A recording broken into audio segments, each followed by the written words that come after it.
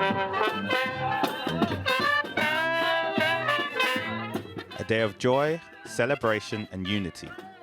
5 years on from a moment that exposed so many of America's deepest divides, they came together to reclaim George Floyd Square. First, a call to action. And what we want you to know is that we have not forgotten. Before they gathered, and they sang. These events part of a festival called Rise and Remember, organized to mark the anniversary of a killing that evoked outrage.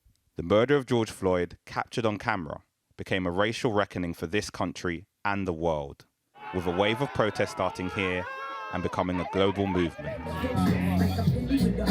His aunt and cousin were in Minneapolis for this weekend's events, remembering him not just as a family member, but someone whose death has left a legacy. It makes us want to fight harder, just fight harder for the lost and for all the others.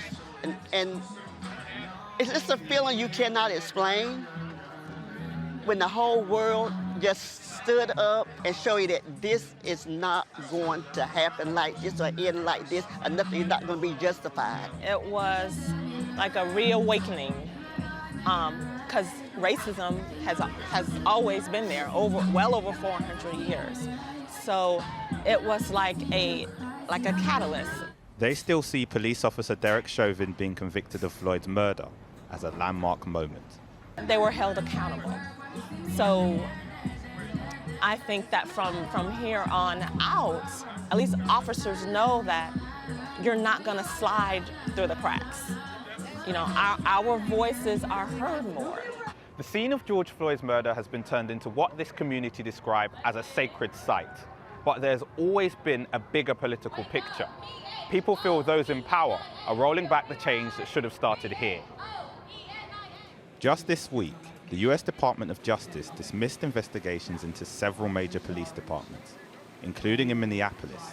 This is another sacred space that's considered an extension of George Floyd Square, which is just steps away from here. Nikema Levy is an activist who took to the streets 5 years ago. Her thoughts on the rolling back of police reforms go right to the heart of a wider distrust. The fact that they would choose to make the announcement during the very week that we are commemorating the 5-year anniversary since George Floyd was murdered is particularly cruel.